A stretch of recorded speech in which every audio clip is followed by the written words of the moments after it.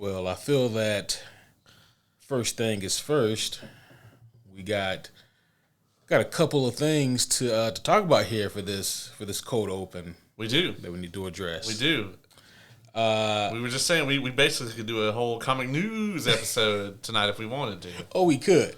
And I love when they give us enough stuff to comic news about. Yeah. That's always great. But the main event tonight, folks, don't get it twisted. And you're going to get to hear us eat some crow tonight, actually. Mm-hmm. Some of you have been waiting for that. You're right. As we said we would if circumstances happen, and they happen. And they happen. So, again and again and again. Yes. So stay tuned. Right. We're going to grab our bibs as we speak. But first of all, we wanted to pay our condolences to Chance Perdomo, I believe is how you pronounce his name. Yep. He was on Gen V. And man, I forget his character's name. Shoot. But you think we would have had this before? Yeah, I know.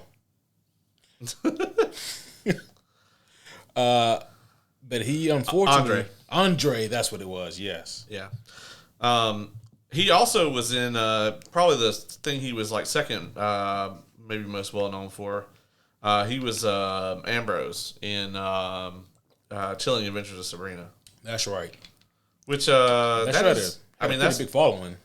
Yeah, I mean, and that's technically, still in the wheelhouse. That's based off the Archie comics, right? That is true. So yeah, it falls under the umbrella. Yeah, that's right. Right. Hell, technically, like I was thinking about this the other day. Like, man, we could technically review The Mask, and it would be well within the wheelhouse. You know, it's weird because what's the other show that's in that Archie universe that was on CW? Yeah. Oh, Wood something, right? Isn't it? It was something like that. I forget what it was called, but it was based on those characters from like the Archie comics, but like a edgy teen drama. Yeah, it was just kind of weird. They like pulled some weird like 80s shit where like they had rights for two different Archie comics universe things, but like there was never any crossover or whatever. I don't know. It was odd. No, yeah, that was a weird thing. I'm surprised every time CW makes a new show. I'm like, how do y'all keep doing this? It's never made any money, so like I don't understand how they keep doing it. Maybe it's just laundering money. That could be it. It's just somebody's over there just laundering the fuck out of money. When I search for CW shows, because it's going to bother me now, it comes up and it goes, popular CW shows. And I'm like, that's not a thing. Oh, fuck. Not anymore. Yeah. Yeah, I think those days have come and gone now. Anyway, I digress. But Chance Perdomo, he sadly passed away at age 27 years old due to a motorcycle accident. And man, this was shocking and upsetting and very unfortunate, man. 27 years old, still incredibly young. Hadn't even reached the prime of his career yet, but was making huge waves. And yeah, it's just unfortunate, man. And Gen V Season 2, as you said before we got started here, is on a indefinite hiatus. Yeah. Riverdale was the show. That's what it was. Yeah. Yep. But Gen V, I'm guessing they're gonna have to recast, which is gonna be difficult because I thought he was tremendous in the role. Yep. And he passed away in a motorcycle accident, right? Mm-hmm. So, tragic. We'll have to pour one out for him for sure. For sure. So shout out again to Chance Perdomo. Your work will be remembered and you will be missed.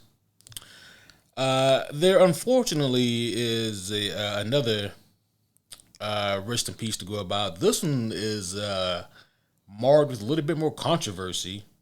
And I just found this actually just happened a few hours ago that I know of. This is in the comic book world.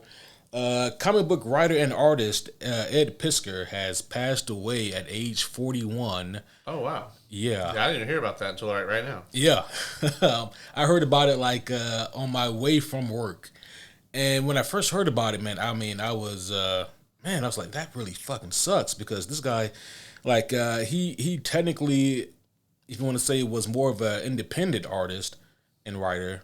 The work I know him for the best is actually right here, X-Men Grand Design. Hey, that's like right in the wheelhouse tonight for sure. Yeah, for sure, right? And X-Men Grand Design is basically like a fun stylistic retelling of the origins and history of the X-Men. And so it's like you get to relive like their origin and their biggest hits in a chronological order, as if it's from the perspective of like Uatu the Watcher retelling the events of the X-Men. Oh, fuck yeah. Yeah. So it's a really cool comic, really, really stylized and made to look, like it's from the era that the book or that the X-Men came from. So it's made to look like it did in the, like in the 60s or 70s. I might have to check that out. Yeah, it's a really, really cool book. Really cool book. As good as this was, X-Men Grand Design came out back in 2018. But as good as it was, Ed Piskor is actually best known for his more recent work, which was I forget the name of it. It was like a tribute to hip hop, and it was basically in the same vein as X-Men Grand Design. Oddly enough, where like he drew it. And I think he actually, if he didn't write all of it, I think he wrote a lot of it, if I'm correct. But it was basically like a journey through hip hop from the 70s on down to current day. And that one he actually won awards for. He got a lot of recognition for Grand Design, but for this one, the hip hop book he helped create, that one he actually got a lot of awards for. Wow. Yeah.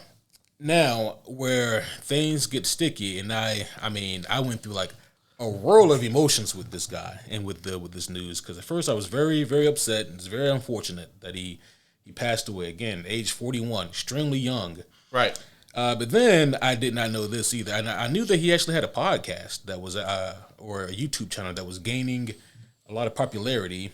And I forget the name of it off top. Comic book something. I know it's all right. It's called Comic Book something. Who would guess? Who would guess? Yeah. But with this podcast, like I guess there was some controversy that came out about it.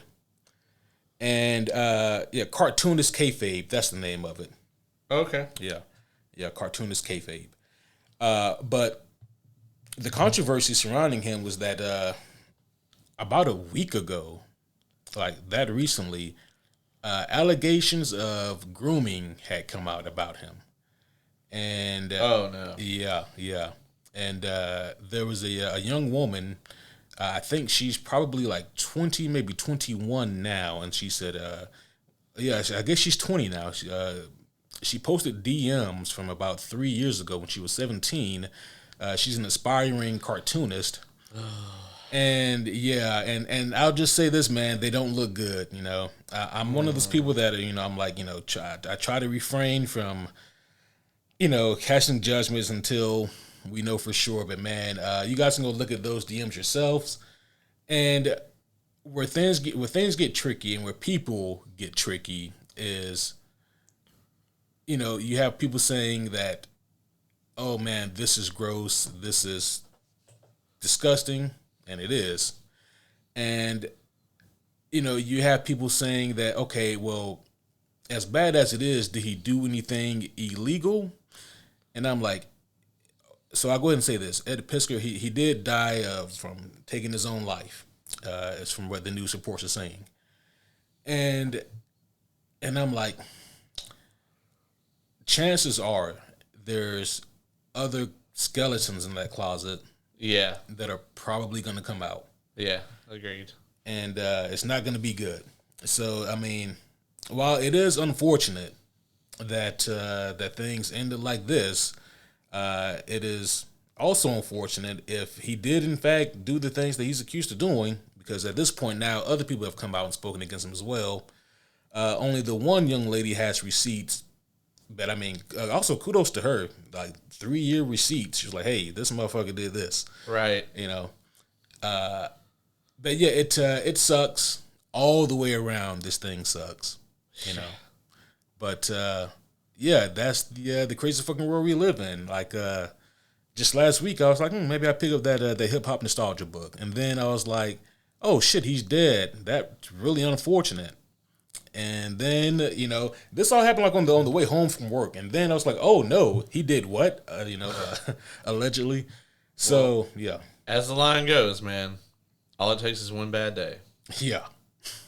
Fuck.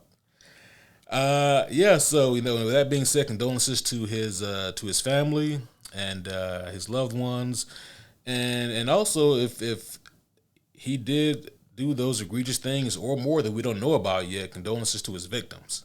Right, especially. Yeah, for sure. Speaking of victims, people that have victims, we were talking about this off mic. Ezra Miller was silently recast in Invincible. He played the psychotic scientist D.A. Sinclair in the first season. Which I did not know until you told me that. And they just kind of... it came out, I guess, when the new episode came out, like, oh, yeah, well, they just kind of silently recast this role, which, I mean, can't say I blame them. Right. Yeah, speaking of the careers that are done, Ezra Miller, and, like you said off mic, there's a good chance that a lot of people didn't know. I didn't even know he voiced D.A. Sinclair in season 1.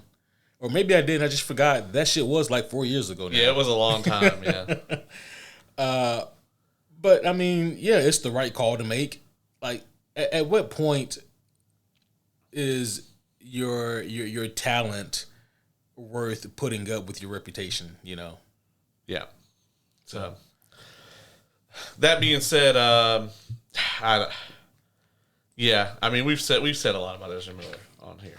So I have one thing that I gotta hit you with. Yeah. Right.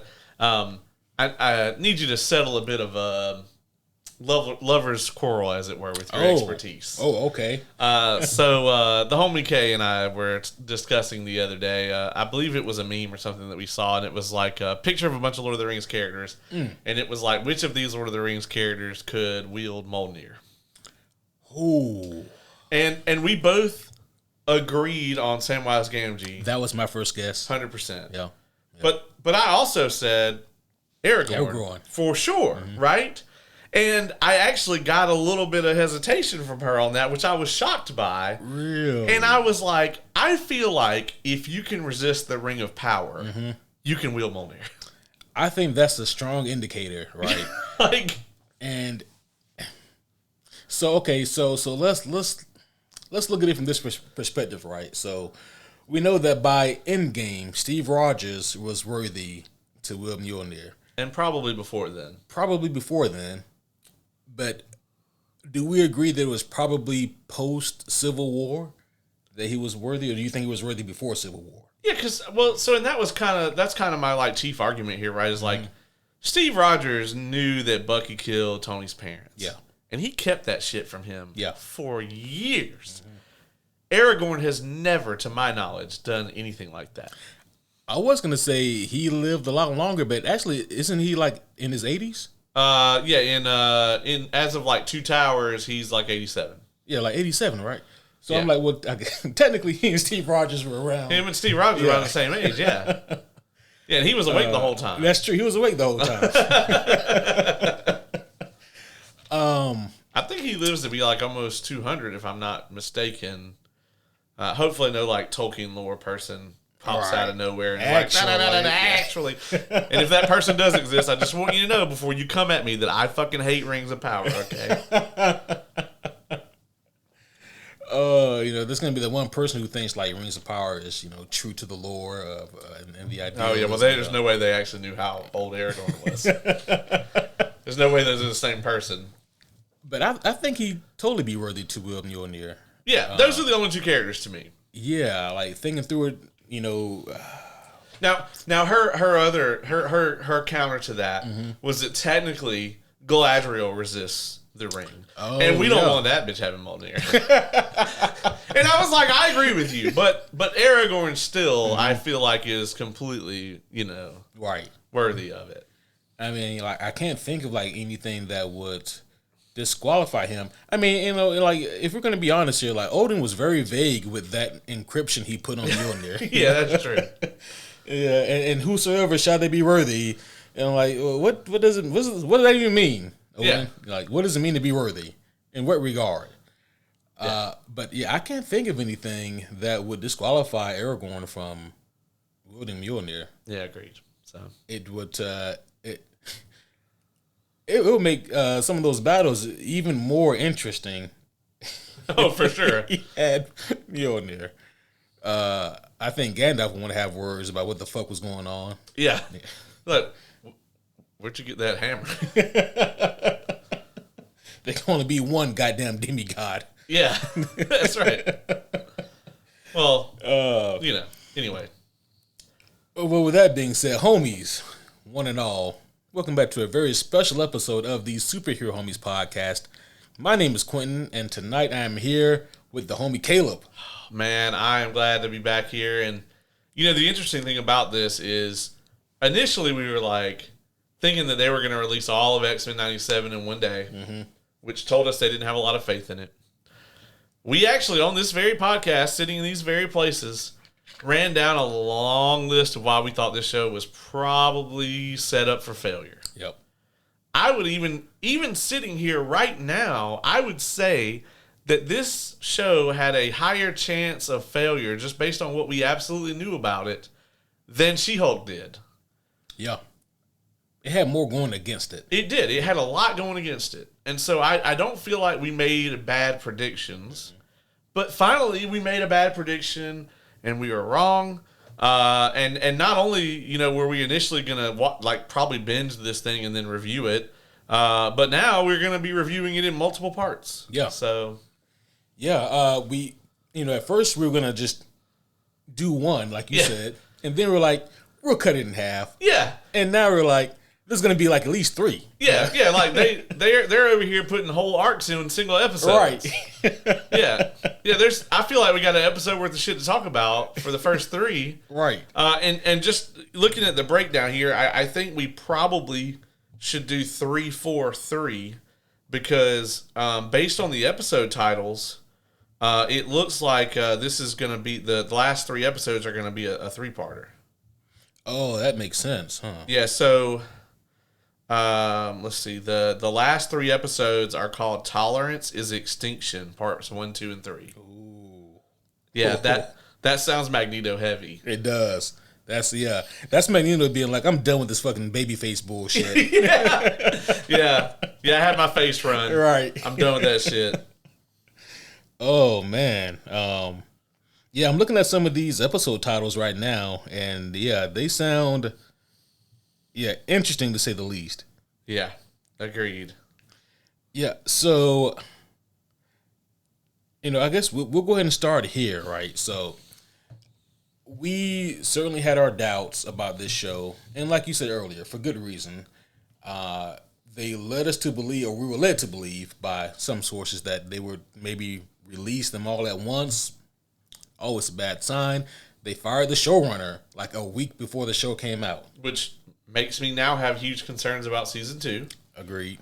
Not only all of that, but, they're just making a new season of a show 27 years later. Like nothing happens. Yeah, like nothing, yeah. Literally, like they think it's 1997. Yeah.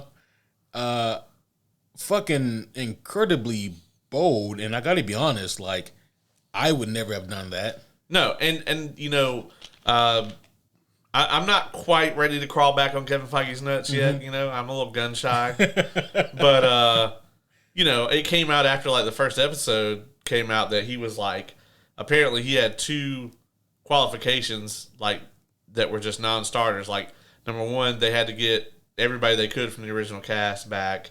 And number 2, they had to get the rights to the theme music. And he was like, if we can't do those, then like we're just not even going to develop this. Yeah. And I was just like, maybe you can keep your job, Kevin. Right. I wonder though, like, why wouldn't they be able to have the rights to the theme song? Apparently they did not. They had to go out and get them for whatever reason. That's wild because it was a Fox show, and they own. Well, if Fox farmed it out, like if Fox paid somebody to do it, then that person may have licensed the music to Fox. That's true. And then once Disney absorbed them, then that doesn't automatically carry over. You know, I just got hit with a fucking brain blast from like 4 years ago almost now. Kevin and I, we were doing an episode, I think like 3, maybe 4 years ago now. We were doing a comic news episode, and one of the articles was about there was like a potential lawsuit from like some obscure foreign TV show, and they were suing, I guess, Fox or the creators or owners of the X-Men TV show because of the theme song, and actually played both theme songs on the podcast for me and Kevin to hear, and the theme songs were incredibly similar. But I completely forgot about that, and I don't know if anything ever came of it. Yeah, the lawsuit in 2019. Oh, yeah. Yeah, it was between Grigory Vukan. Yeah, he was like a Hungarian. That's right. Guy, and he actually sued Disney and Fox, claiming that it was plagiarized from a TV show called Linda, which they composed. Yeah, that's exactly where it was. That's what it was from. Yeah, so I wonder if it had something to do with that. Could have. Yeah.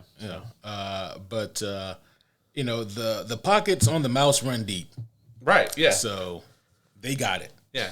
Yeah, and you know, I think it was maybe like 5 minutes into the first episode, and I was just like, we were so wrong, and I'm so happy right now. Right. And it's crazy because this is one of those rare occasions where it's like, not only do we think it's a really good show, it's like everyone thinks it's a really good show. Yeah, because I was worried about it at first. I was like, man, I feel like because this is so good, you know, it's going to come out in a week that like nobody fucking watched it. But like everybody that I talk to is like, X-Men 97 is the shit. Yeah. Places like Hot Topic and like Box Lunch and places are coming out with like X-Men clothing lines and stuff. I mean, everywhere that you look now, there's people talking about X-Men this and X-Men that, and I'm just like, there's aspects of this where you just look at it and you're like, Fox had one job. Yeah. Because it really wasn't until this show came out that I was just like, man, Fox really fucked up. Like, all they had to do was live action recreate this to an extent. Yeah. And don't get me wrong, there are some things from the Fox movies that I prefer. Right. Wolverine, obviously, being everybody. But that's not to their credit. That's just they cast Hugh Jackman. Right. You know. And even that was on accident. Right, yeah. You know, that first episode, man. Storm. What was that shit Cyclops said right before Storm came he in? said read him the forecast. That's right. Oh. and then it just pans out, and they just gave her this fucking like Goku transform moment, and you see her fucking fucking hit the sand with lightning, turn it into a big ass like thing of glass, and then she whips a glass tornado and blends all of these fucking Sentinels up. And the Sentinels knew they were fucked because they were like Omega level threat detected. And I was also like, man, the Sentinels in the movie were like way more fucking terrifying than these Sentinels. But that's true. Yeah. But also at this point in the series, they've dealt with Sentinels. Yeah, they know how to just destroy them. And like Storm also at this point in time is basically a fucking god. Oh yeah, yeah. Like, I mean, she's literally revered as a goddess in Kenya. Yeah. So it checks out. Yeah, I mean, you can see why here. Oh yeah. You know, also this has to be based in '97 because if it was based in the current day, then the bad guys will have Googled how Cyclops' powers work, and they won't break his visor. Oh yeah, like that shit. Yeah, that was Cyclops' moment of someone call an ambulance, but not for me. Not for me, yeah. It's like, do y'all not know how his power works? I guess Wikipedia didn't exist yet. That's true, yeah. I mean, but shit, surely there was some news footage of him shooting a Sentinel or something, you know? Well, that's the thing, is like, you see him on the news pressing the thing, and like the beams come out, and you're like, that thing must shoot the beam. Right. So we need to break that thing. No. That lets him control it. If you break that... That's there to protect you, actually. Right. Yeah, he's going to be fine. As they found out the hardest of ways. Yeah, everybody else will be fucked. But he's going to be fine. Right.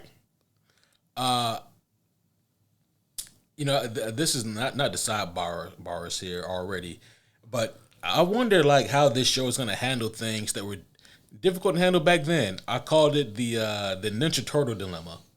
Like the original Ninja Turtles cartoon, they had to work around the fact that they got these fucking deadly ass weapons, and so instead of Leonardo stabbing somebody with his katana, he would cut a rope, and then like a piano or something would fall. Yeah. And then I was thinking about it. We've seen Wolverine fight Sentinels so far in this show. Yeah. What the fuck are they gonna do when it's time to, lay hands on a person? I don't know, man. Like, they didn't have any blood, but they had Magneto fuck some people up. Oh yeah. Man, we'll get to him in a second. We're gonna be talking about him for a while. Yes. It was so nice to hear Rogue, and also for her and Jubilee to be two separate characters. Yeah, right. Now all we need to do is like see Kitty Pryde, and then it's complete. There are 3 separate, distinct characters. Man, it got me thinking. Right, I really like Anna Paquin as Rogue. I thought she did a great job. But the fact that they didn't have her do the accent, and you're like, okay, they tried in the first one. Yeah, they did a little bit. Mm-hmm. And I'm just like, well, maybe she can't do it. But then, literally, she went from being cast on X-Men to being cast in a show that takes place in Louisiana. Yeah. And she did the accent for like 7 years on that show. And I'm like, what the fuck? That is bizarre, right? Like, that's like a... like a Scarlet Witch thing? You know? Yeah. Like, do you have the accent or do you not? Yeah. It was very odd. Yeah. I mean, I don't know. I don't know what the mindset was there, but yeah, I really missed Rogue here. Mm-hmm. A lot of them actually. I think the only character in this, there's a couple things. Like, I don't love the Wolverine voice actor, but once again, that's just Hugh Jackman. Yeah. I don't. I missed Beast. Beast was my favorite as a kid. Mm-hmm. This happens a lot lately too. I'll be like, Beast was always my favorite as a kid, and I was like, and he kind of is my favorite X-Men, especially in the show. And they're like, well, who do you like now? I'm like, Magneto. I don't. What do you mean? I kind of missed. I think I prefer Kelsey Grammer's Beast over anybody else. I'm not mad at that. His voice just loans itself to the character. It does. Not that I have anything against the animated show version. Right. But I just kind of, when he speaks, I'm just like, I want to hear that little Kelsey Grammer tone that he has and those little inflections. It's like his personality and like his voice and his mannerisms is what makes him such a great Beast. Yeah. And it could, because it's like otherwise, it's hard to imagine like, okay, who do we cast as Beast? Oh, I got Kelsey Grammer. Yeah. Like, what? Yeah, say again. They made Gambit a twink. Which I'm not sure I don't think that's the wrong play. I think it's brilliant. I've never really given a fuck about Gambit either way, and I still don't, but I just think it's kind of cute that they made him a twink. I didn't see it that way. They definitely made him a twink, though. Now that I say it. Well, okay.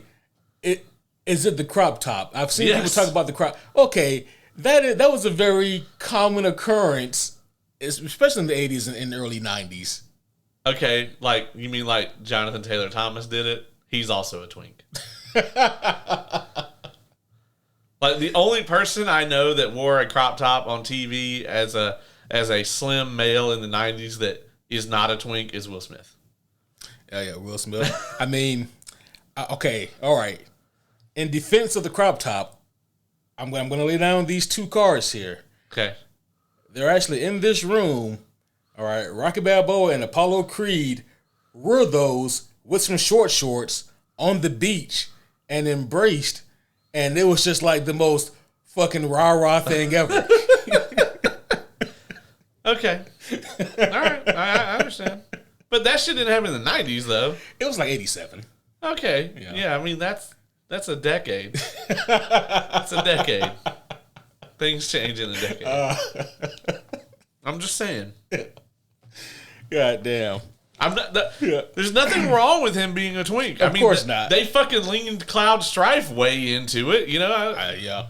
And I don't think anybody ever in the 98 video, 97, 98 video game, I don't know that anybody ever pictured him like that. You know, I kind of always thought he was like roided out, you know. Cloud? Yeah. No, because, you know, they got like the actual photos of the characters inside the game manual, and I read that shit like... Oh, that's true. Yeah. And I just meant like, you know, in the game, they had the big bulge for the muscles. Yeah. But you're right. They did have the little anime, like, kind of drawn characters that were in there in the game manual. Now that you say that, I remember that. Yeah. I was talking about it with the homie Oz the other day because he's playing through Remake right now. I'm playing through Rebirth. Anyway, yeah. Don't want to get us off on that tangent. Yeah, we're not get off on that. You haven't beaten it yet, have you? I'm my brain is dragging my feet because I don't want it to be over. Yeah. I'm like I have the Keystone. Oh, so okay. I just did the whole deal in the Keystone where you go back to the saucer and you have the date and like it's awesome. And I was trying to get Tifa for my date and I did. Yeah. Like they did a really good job. This is not the review that we are going to do that. Right. Like if I stopped doing side shit, I could probably go home and finish the game tonight. But I'm not gonna. Yeah. It'll probably be this weekend. Yeah. But I've got like 100 hours in that bitch. Oh, nice. Yeah. So anyway, X-Men 97. X-Men 97. So episode 1 is called "To Me, My X-Men," and yeah. So it says it picks up 1 year after the death of Charles Xavier. And so we see how the X-Men are coping, and one of the first things they do is they rescue Sunspot from a bunch of mutant hunter haters. You know, it's funny how there's like a dozen different groups that all hate the same people. Yeah. You'd think they would just like do like the Batman villains and like get together and have like a cookout or whatever. Right. And so they rescue Bobby DaCosta, aka Sunspot, and then hit me. I was like, he wasn't in the original show. I don't think any of the New Mutants were, because technically, kind of, we see Magic in an episode. Yeah. But other than that, I don't think we ever see any of the other New Mutants. So it was very, very cool of them to go ahead and bring him in. It makes me wonder who else we'll get.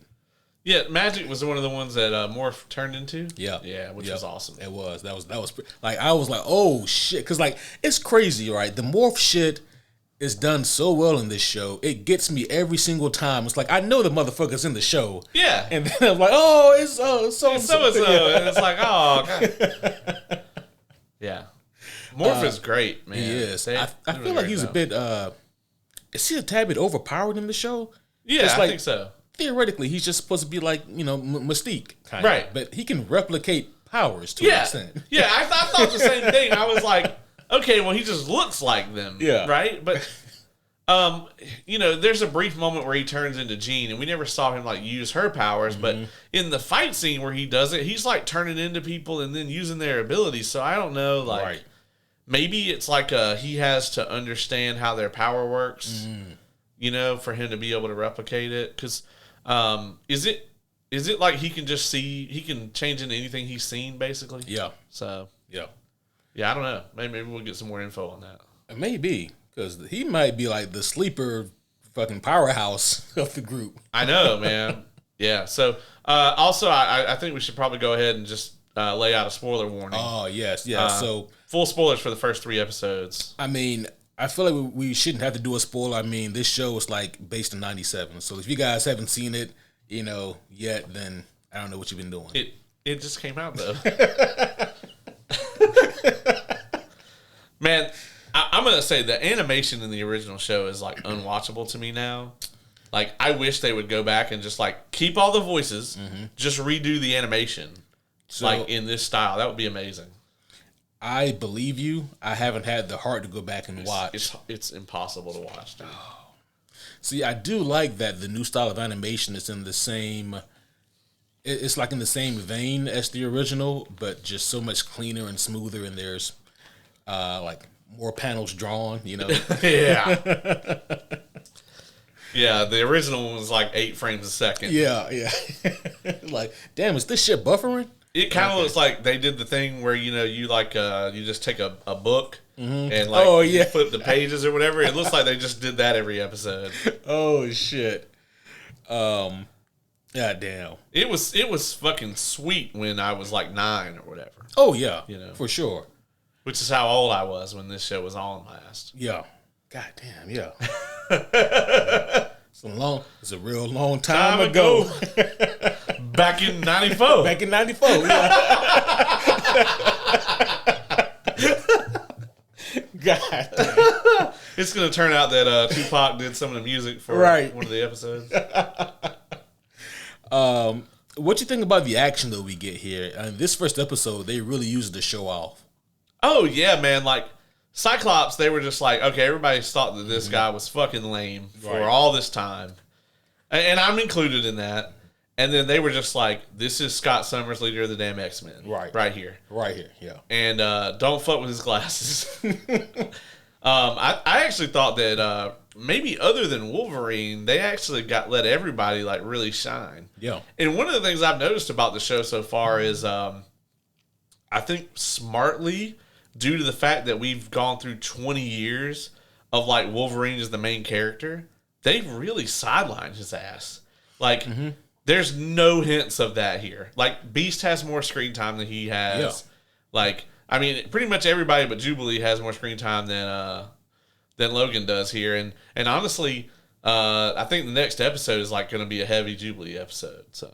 Oh yeah, and you know, like I'm not even that upset at it. No, and it's mostly because, like, I mean, he's Wolverine. We know that he's going to get his time in the sun. You know, well, and we've just gotten like. We've just been overexposed to Wolverine. Yeah. And it's about to happen again. It's about to happen again. And, you know, if it was anybody other than Hugh Jackman, it would have got real old a long time ago. But it is still the less is more thing. Like, when he's in the show, it's important. You know? Oh, yeah. Not to jump ahead, but, man, like, you know, in episode 2 when, you know, Jean freaks out and Wolverine, he's ready for the fucking action. He thinks that... Like, what fucking happened? Like, is it Sentinels? Apocalypse? Yeah, Apocalypse. She's like, no, the baby's coming. He's like, oh, fuck, I'm not prepared for that. Or he's like, you sure it's not Sabretooth? Yeah. You know, so, yeah, I think that the action of this show is really fucking slick. And, I mean, again, like, they're able to showcase everyone's abilities, you know, in a way that's really cool. And, you know, just kind of... It's rule of cool, but it also makes sense for what they can do, you know. So I thought it was really cool how they did the action here. I mean, man, this isn't really a complaint. It's just a wish. I wish the episodes were longer. Yeah, you know? Especially episode 3, man. Oh yeah, they could have used it. Could have used a lot more time to breathe. Yeah, I think the first episode is super well paced, and I mean, really, for the runtime that they have, they're all well paced. Yeah.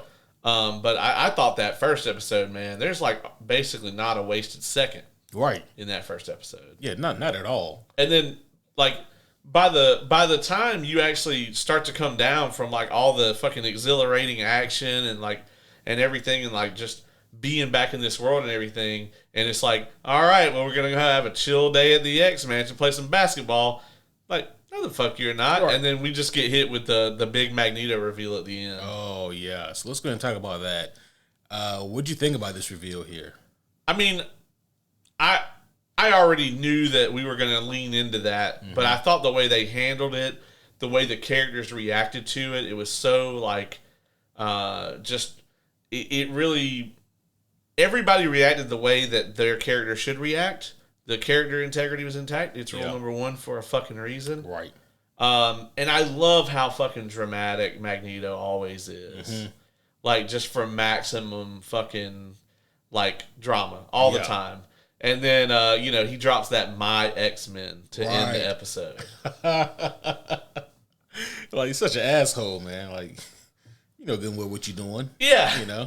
Yeah, that shit was rude. I thought it was a really strong ending to a really strong first episode. And yeah, when episode 1 ended, my stomach kind of sank because I was like, yeah, this show was really fucking good. Right, yeah. It was like, are we really seeing that? Right. Is that what we're really seeing? Because it didn't seem like it was going to be good. Right. Yeah, so episode 2 is called Mutant Liberation Begins. And if that don't sound like some Magneto shit, then I don't know what does. This was such a good Magneto episode. Oh, it was. He drops that fucking quote, and holy shit, dude. Like... The one at the UN? Yeah, I'm trying to find the exact quote because I don't want to fuck it up. But yeah, man, it was something, dude. It was really good, and I liked this whole episode. I thought it was the perfect follow up. Yeah, it was a great follow up, and like they just got right to the shit.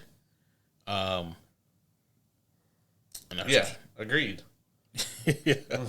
And I mean, so a lot also happens in this episode as well. And I mean, like, a lot happens for this episode to be, 27 minutes or something like that? Yeah, they're all just super trim, right. Like. So we get the, the Magneto trial, which, I mean, again, I love the way that happened. Was it episode 2 or episode 3? It was episode 2, right? When, like, they land the helicopters on the X-Mansion's property. Then they come outside and try to apprehend Magneto. That was in episode 2, yeah. Yeah. I'm like, okay, to what you said earlier, Caleb, about them not having Wikipedia, and so they couldn't understand Scott Summers' powers. Yeah. The same shit applies here to Magneto. Yeah. Yeah, they didn't have the internet. You couldn't pull out your smartphone and be like, we're headed to the X-Mansion. Let's see what this guy can fucking do. But it's even funnier, though, right? Because they thought they were so smart and smug.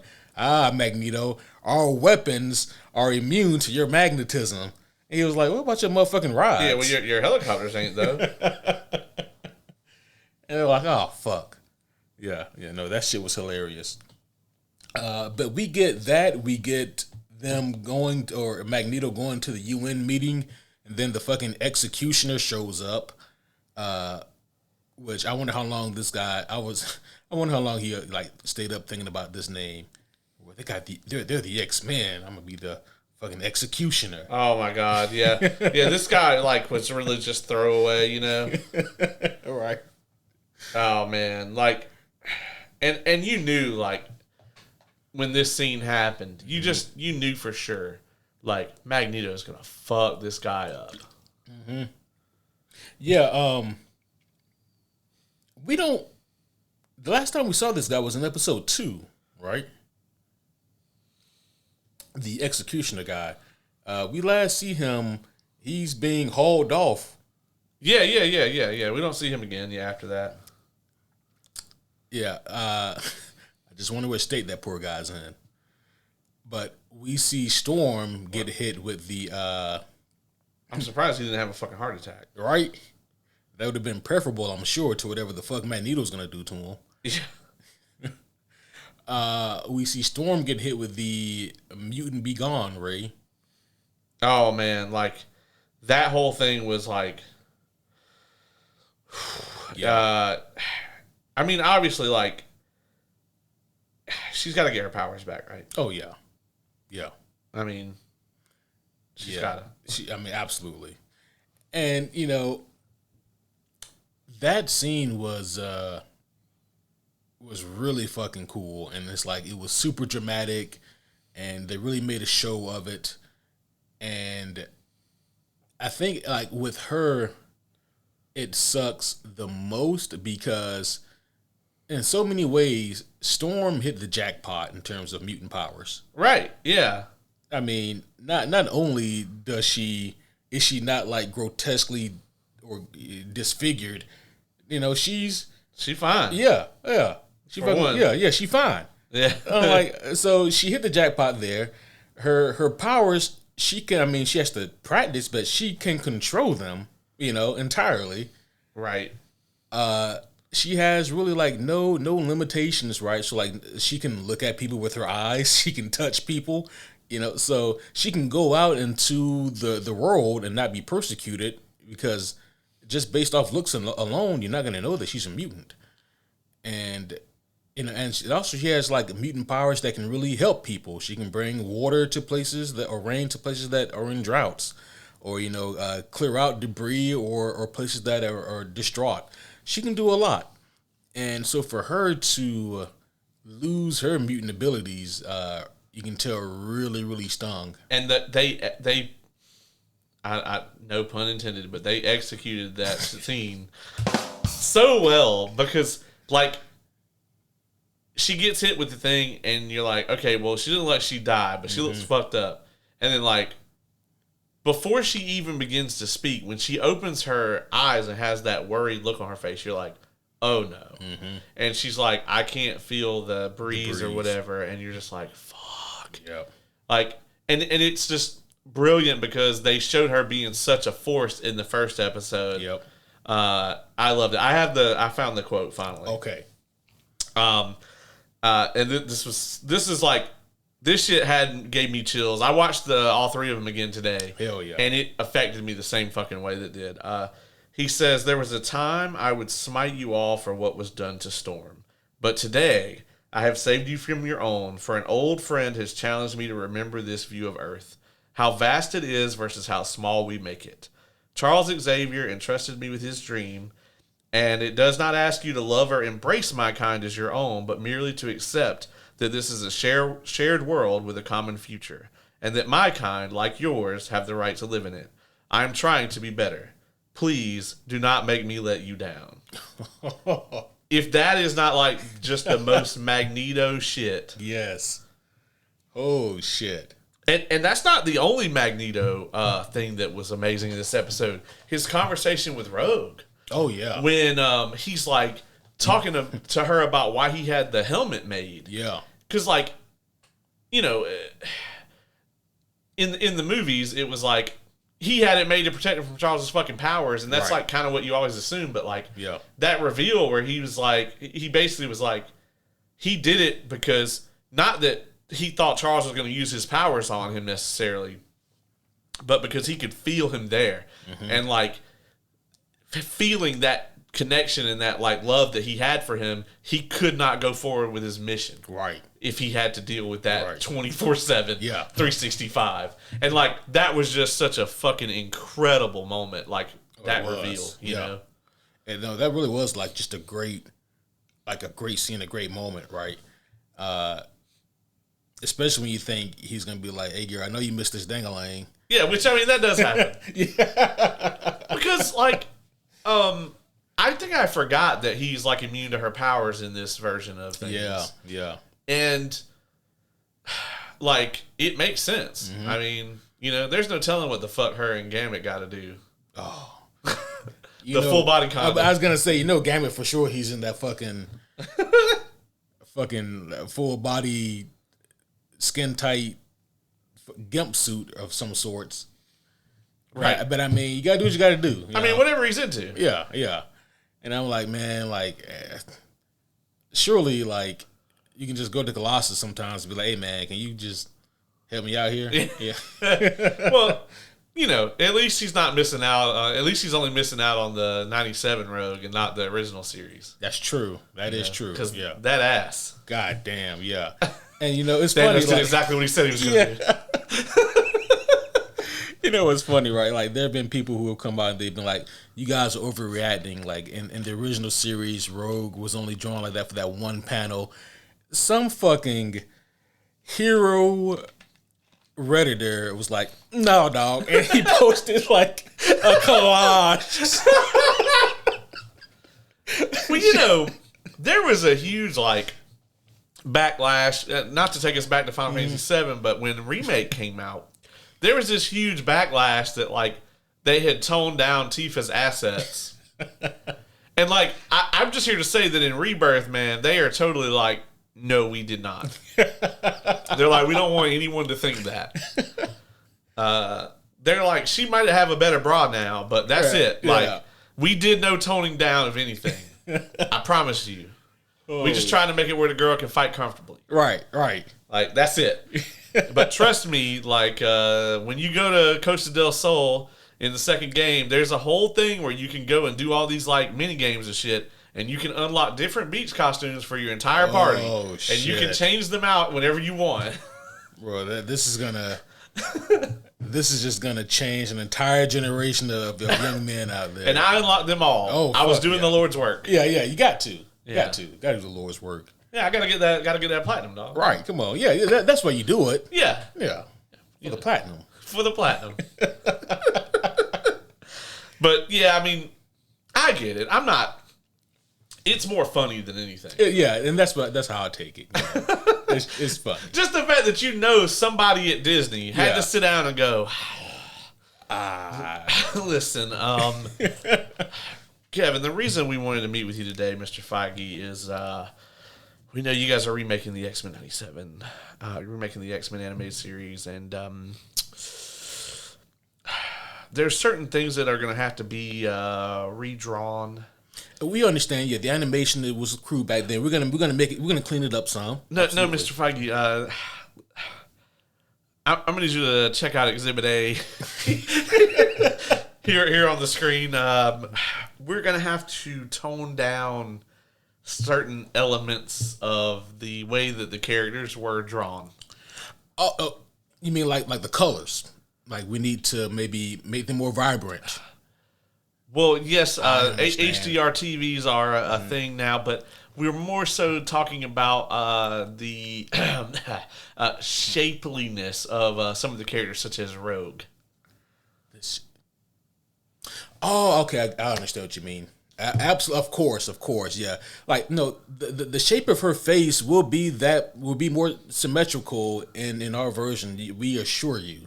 Mr. Feige, one moment. I need to consult with the mouse. Yes, yeah. Some time passes. Listen, we're going to need to tone down that ass. And I like to think that Kevin Feige played dumb just like that. Yeah, on purpose. Yeah. What do you guys mean? We got to do what? Yeah. Yeah. But the fact that we know that discussion took place. Right. Amazing. It is, right? Because it had to have happened. Right. You may have seen that this has been floating around several places now, I guess just for reasons unknown. But it was from a panel, looks like it was drawn by maybe Jim Lee in like the early 90s X-Men comics. And it's of Psylocke. She's like coming out of the water almost like James Bond or Bond girl style in like a one-piece bathing suit. Yeah. And on the next panel, there's Cyclops and Jean Grey on the beach, and Cyclops is trying to have a conversation with Jean, but that shit ain't working. and Jean gets pissed, and he's like, what happened, And so that has been going around a lot lately, and I'm like, see, they were just trying to hold true to the integrity of the comic books. That's true. Well, I don't like that shit. Yeah. Oh man, Psylocke was done so poorly in Apocalypse. Oh yeah. I mean, so were all of like his horsemen. Well, except Magneto. Except for Magneto, yeah, he was the only one, right? Everybody hates Apocalypse, right?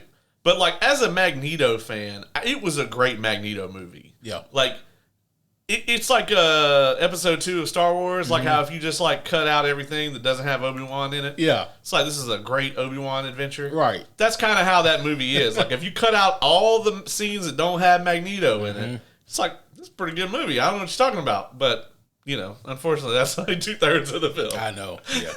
Yeah, and that's fair.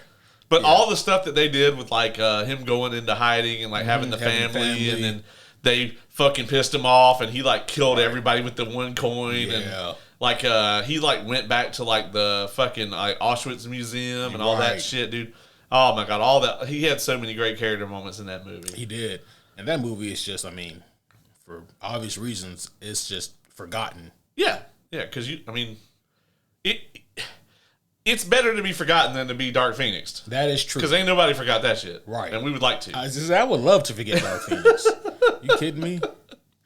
Before we move on, quick question about like how you think this influences the X-Men as a whole, because I think that maybe in this day and age people forget, but before the Avengers hit their big screen stride, the X-Men were like the big go-to superhero team. Yeah.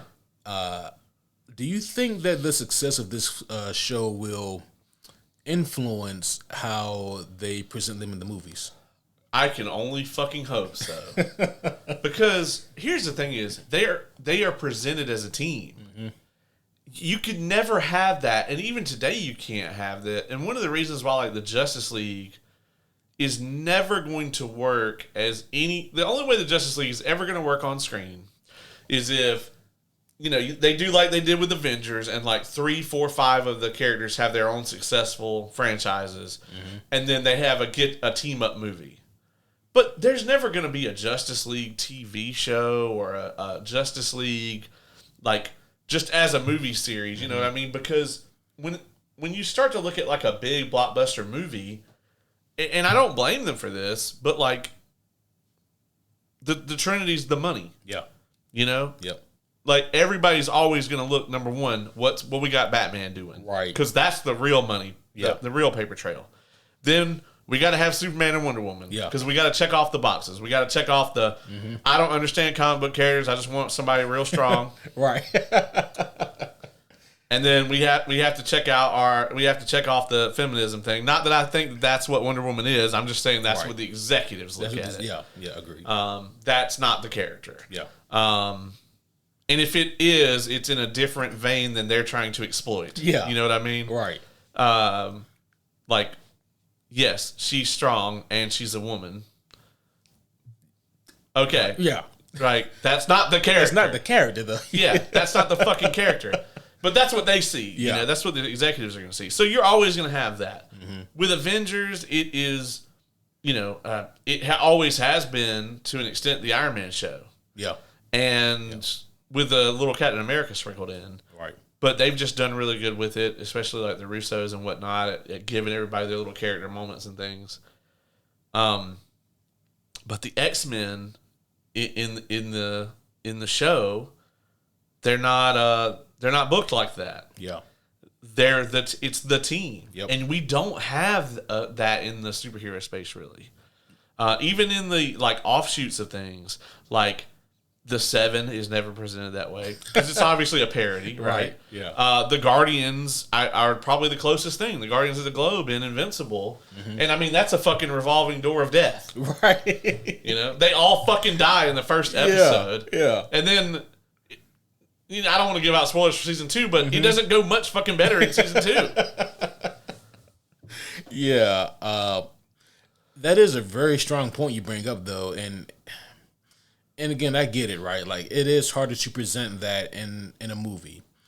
I mean, they didn't. When Fox made it, it was Wolverine and the X-Men. Yeah, Wolverine and the X-Men. And I'm not saying that was the wrong take. Yeah. But I'm just saying that in modern superhero anything, unless it's on the pages of a goddamn comic book, this is the only true ensemble. Yeah. And you know what? And that's why, like, I take that back. The Guardians of the Galaxy. Yeah.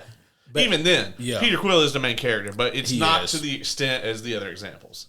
But, the advantage that the Guardians of the Galaxy have is that, unlike the Avengers and unlike the Justice League, the Guardians of the Galaxy have practically always been presented as a team. Like, you rarely see one of them without seeing the others. And so because of that, their comic book chemistry comes from them always together as a unit. And it's the same thing with the X-Men. Like, their on-screen, or their chemistry that we see on the TV screen comes from, their chemistry in the comic books. The fact that they do work together as a unit. Like, they're not individual characters from a vast array of different comic books who come together every month for an issue of whatever. Like, they are presented as people living under the same roof as a team. So I would love for the future X-Men movies to have that kind of feel to them. But, this is why in episodes prior and years prior, I've said things like, when you do the X-Men movie, don't put Wolverine in the first one. Right. And I get that. That's a very controversial thing to say, because they're like, but Wolverine equals money. But I'm like, he's going to suck the air out of, whatever scene he's in. Right. Because he's Wolverine. Well, either that or, obviously, like, it shouldn't be Hugh Jackman. Yeah, for sure. And so, even if you were to put him in it and put him in the role that he has right now in the TV show, everybody's going to be just comparing his performance to Hugh Jackman. Yep. And that is going to happen when it eventually breaks out down the line. Mm-hmm. But I don't know, man. It's like, where are they going to find a short, roided out fucking guy that can act? It's going to be different. I mean, Tom Hardy's too old. Yeah, right. I really wanted Taron Egerton, but by the time they recast it, he's going to be like 40. So, I don't know. Is he 30 now? I don't know. Let's see. He might. He's got a baby face, though. He does have a baby face, right? And also, like, how much does the baby face work for Wolverine, though? Well, they can make him work. Oh, he's 34. Okay. But I kind of think that's like the perfect. They can make that work, man. Yeah, they can make that work. I can see. Yeah, put some get a little patchy beard on him. Right. The yeah. Do the thing with the hair. Yeah, I'm telling you, man. Like, he's the cast. I'm telling you, he's the cast. They're not gonna fucking do it, but he's the guy. Probably is. I mean, he can sing and dance. God damn it. Yeah. Not that you need to be able to do this for the role. I'm just saying that the only guy who's ever done it great could do those things. That's very true. And I don't want to sidetrack us here again. Have we talked about like the potential rumors of a Daniel Radcliffe? We did. We talked about the last coming news. Okay. The rumor is that that's him in the trailer as Patch. As Patch, yeah. I would love that. Yeah, that would be extremely interesting to see if that were the case. Dude, there's so many rumors about this show now. Like one of the rumors that's out there is that at the end of this season, fucking Doctor Strange is going to show up, like Benedict Cumberbatch, and he's going to like pull them into the MCU, like into live action. Oh, fuck off! And I was just like, okay. Let's assume that is going to happen. There's no way they cast the entire X-Men team for live action and nobody found out. Right.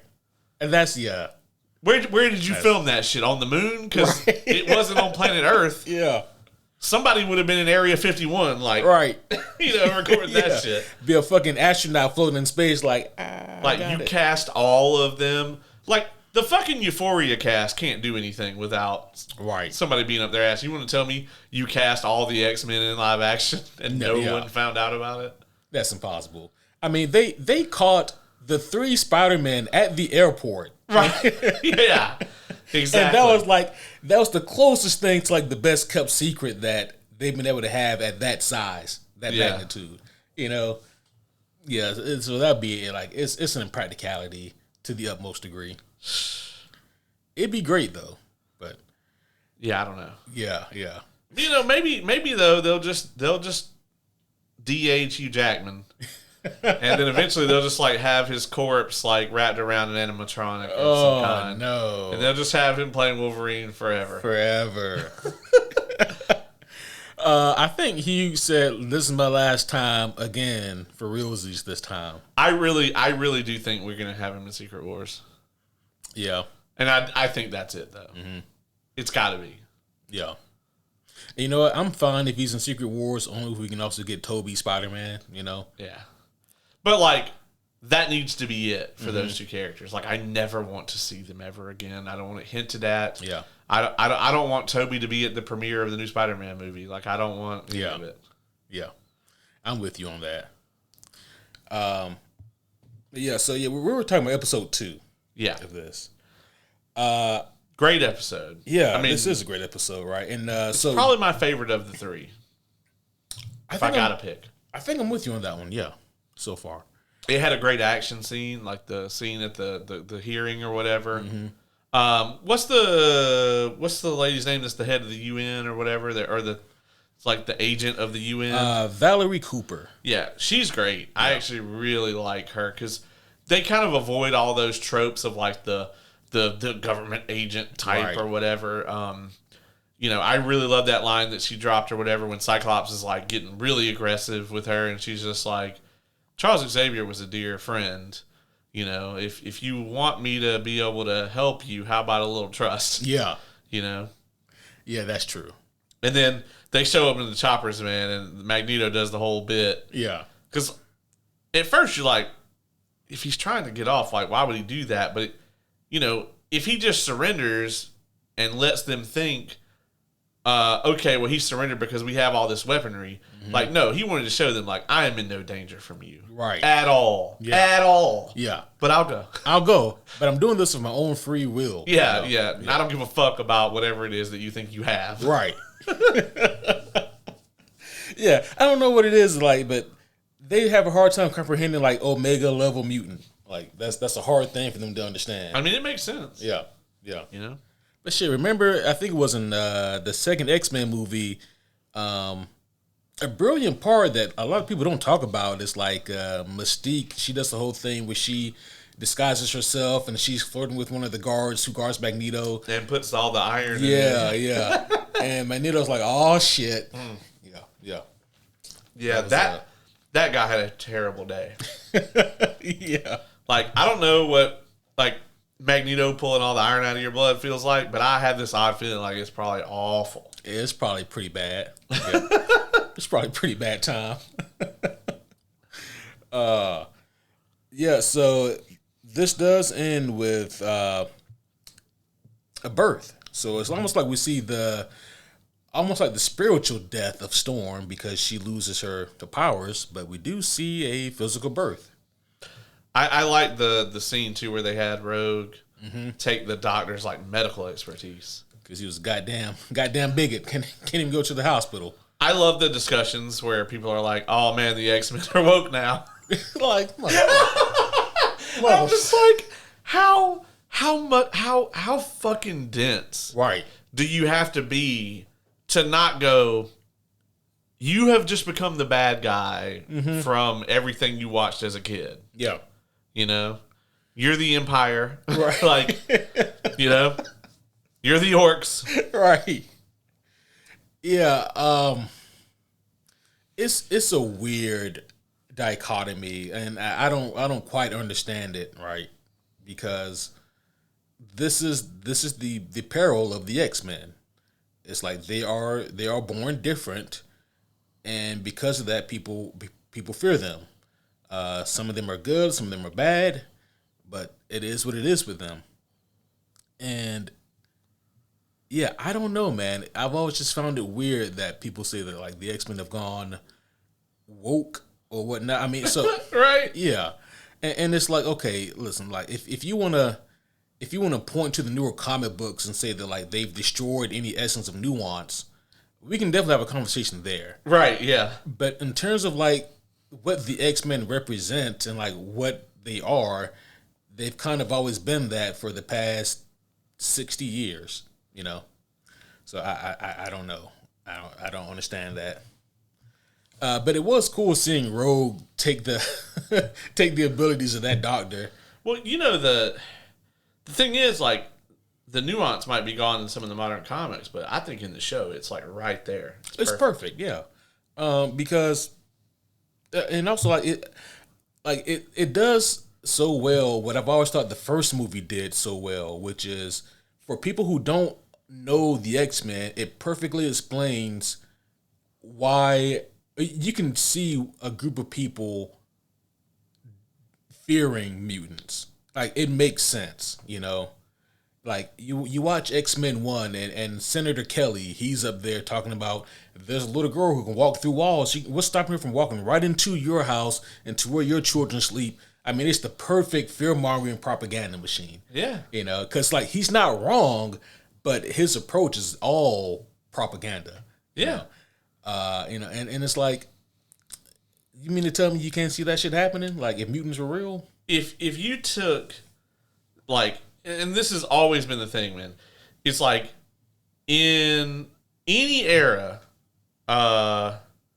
where like anything, it doesn't matter. Probably anything in the last like 60 years, I'll even go 100 years.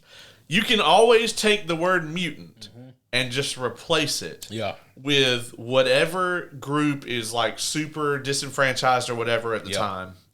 And it always tracks. Every time. Like you could have done it with black people in the 60s. Shit, you could do it still today in a lot of cases. You could have done it with anytime after 9/11. You could have done it with Arabs. Yep. You could do it with trans people today. That's like the easiest one to do it with. You can slot that shit right into Magneto's speech at the end of this episode. Oh yeah. You know. Yeah. And it flies right over the heads of some people. Right. And I want to give some grace to it because like maybe some people are like, well, you know, the X-Men they do things that don't involve people hating them because they're mutants, and I'm like, okay, true, but where the story is right now, like this is where we're at, and that's okay. And like for example, this show does have a great balance, right? It's not always about the X-Men fighting their own, you know, civil injustices. Like episode 3, it's the fucking Goblin Queen arc. Yeah, like it's the Inferno story, and I'm like, that doesn't have fuck all to do with, you know, people persecuting or hating them, you know. So that's not always all it's about. It's always been the central theme, though. Yeah, it's always been this. Yeah, I just when people say that like it's woke, though, they try to make it, they try to pin it out to be that is like all it is about trying to draw 1-to-1 comparisons to civil injustices, and I'm like. But it isn't, though. It's So one of the great things about it is, you know, Charles Xavier wasn't killed by Apocalypse. Right. He wasn't killed by fucking Thanos. He was killed by a bigoted former NSA agent. Mm-hmm. The Sentinels were built by a man. Yep. You know? And it's all just... You know, as he says in the episode or whatever, like, did you think we were going to stand by and let you take over? Right. There's a line in here, too, where it's like, you know, I understand the real thing is like, for everything that you all gain, there's less for us. Yeah. I'm like, tell me that there's not a real world example of that right now. Right. You could find it on the internet today within moments. Yeah.